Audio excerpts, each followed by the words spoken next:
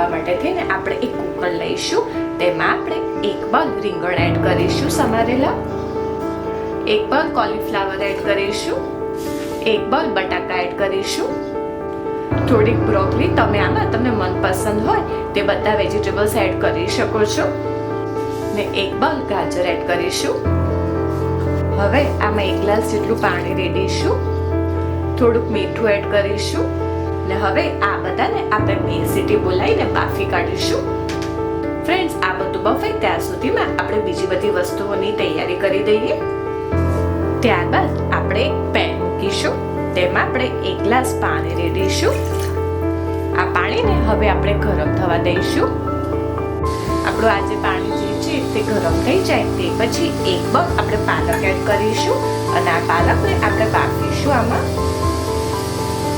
પાલક બફાય ત્યાં સુધીમાં આપણે એક તપેલી લઈશું. આપણે 1 ગ્લાસ પાણી રેડીશું. આ પાણી ગરમ થાય તે પછી તેમાં આપણે 1 બાઉલ વટાણા એડ કરી દઈશું ને હવે આપણે આને બાફીશું. ફ્રેન્ડ્સ, 5 મિનિટ પછી તમે જોઈ શકો છો આપણી પાલક મસ્ત બફાઈ ગઈ છે. હવે આપણે આને એક પ્લેટમાં લઈ લઈશું ને આને ઠંડી કરીશું.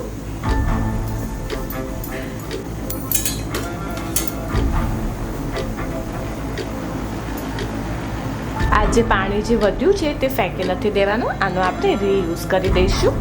વટાણા, પાલક અને બધા જ વેજીટેબલ્સ બફાય ત્યાં સુધીમાં આપણે બીજા બધા વેજીટેબલ્સને ચોપ કરી દઈશું.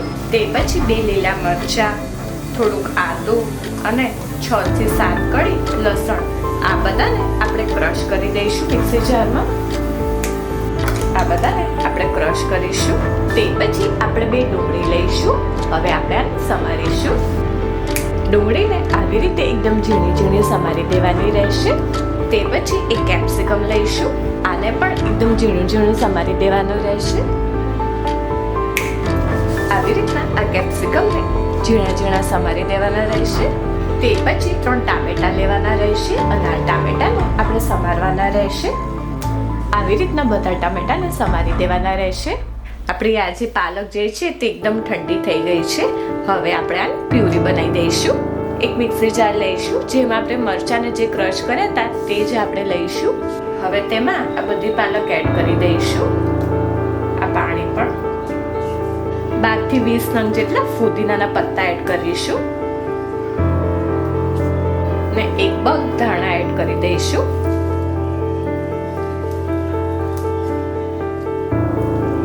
ને હવે આ બધાને આપણે ક્રશ કરી દઈશું. આપણી આ મસ્ત પાલક, ફુદીના અને કોથમીરની પ્યુરી રેડી થઈ ગઈ છે. હવે આપણે આને સાઈડમાં મૂકીશું. ફ્રેન્ડ્સ, આપણા જે આ બધા જે વેજીટેબલ્સ છે તે મસ્ત બફાઈ ગયા છે. તમે જોઈ શકો છો. તમને એક તોડીને બતાવું છું. હવે આપણે આ બધાને મેશ કરી દઈશું ગ્રાઇન્ડરની મદદથી, ક્યાં તો તમે હાથથી પણ કરી શકો છો. આવી રીતના બધા વેજીટેબલ્સને અધકચરા ક્રશ કરી દેવાના રહેશે. આપણા જે વટાણા જે છે તે એકદમ બફાઈ ગયા છે. તમે જોઈ શકો છો. આ વટાણાને આપણે એક બાઉલમાં લઈ લઈશું ને હવે આપણે આને સાઈડમાં મૂકી દઈશું. ફ્રેન્ડ્સ, તો ચલો હવે આપણે બનાવીએ એકદમ ટેસ્ટી અને એકદમ યમી ગ્રીન પાવભાજી. એક કઢાઈ મૂકીશું. તેમાં આપણે 3 થી 4 ચમચી તેલ એડ કરીશું. તેમજ 2 ચમચી ઘી એડ કરીશું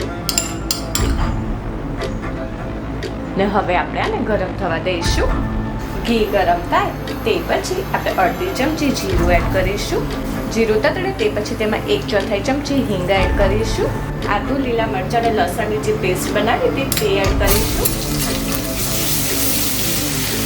તે પછી અડધો બાઉલ લીલું લસણ, 1 બાઉલ લીલી ડુંગળી એડ કરીશું.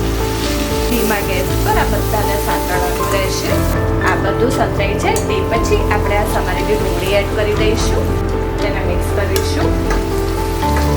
ડુંગળી આપણી થોડીક પિંકિશ કલરની થાય તે પછી આપણે કેપ્સિકમ સમારેલા એડ કરી દઈશું અને તે પછી આ સમારેલા ટામેટા એડ કરી દઈશું. આ બધાને મિક્સ કરી દઈશું.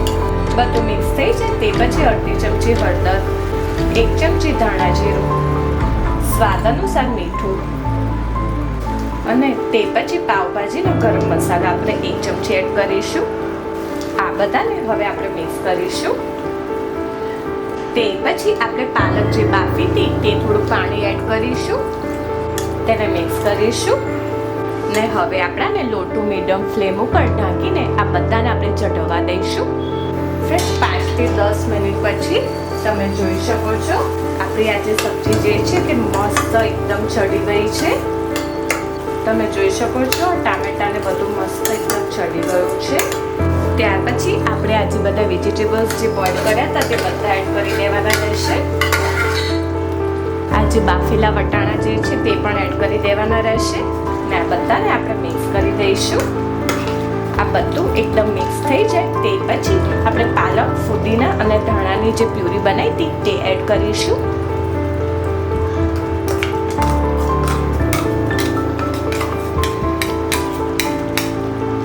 તેને મિક્સ કરીશું. ફ્રેન્ડ્સ બધું એકદમ મિક્સ થઈ ગયું છે, તમે જોઈ શકો છો. જોઈને જ મોઢામાં પાણી આવે તેવી બની છે. આ બધું જ મિક્સ થઈ જાય તે પછી આપણે 1 ચમચી લીંબુનો રસ એડ કરીશું અને 1 ચમચી બટર એડ કરીશું.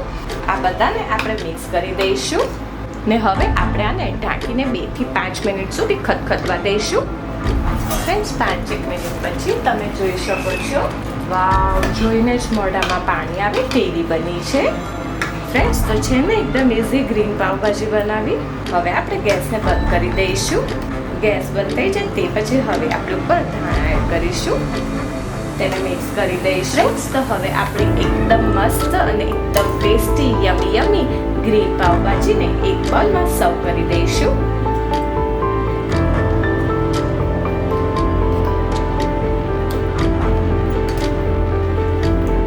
ક્વોન્ટિટીમાં 5 થી 6 વ્યક્તિને થઈ રહે તેટલું શાક બનશે. તમે આની જોડે પરાઠા અથવા તો પાવ પણ સર્વ કરી શકો છો. ફ્રેન્ડ્સ તો આપણી એકદમ ટેસ્ટી અને એકદમ યમી શિયાળાની સિઝનમાં એકદમ ગરમા ગરમ મજા આવે તેવી ગ્રીન પાવભાજી રેડી છે. તમે જોઈ શકો છો કેટલી મસ્ત બની છે. તે ટેસ્ટમાં પણ તેટલી જ મસ્ત છે. આ રેસીપી તમારા ફ્રેન્ડ્સ અને રિલેટિવ્સમાં જરૂરથી શેર કરજો અને આ રેસીપી જો તમને ગમી હોય તો મારા વિડીયોના કમેન્ટ સેક્શનમાં જરૂરથી કમેન્ટ કરજો. ફ્રેન્ડ્સ, જો તમને આ વિડીયો પસંદ આવ્યો હોય તો સબસ્ક્રાઇબની જોડે બેલ આઇકોન ઉપર ઓલ બટન દબાવજો, જેથી મારા બધા નવા વિડીયો તમને મળતા રહે.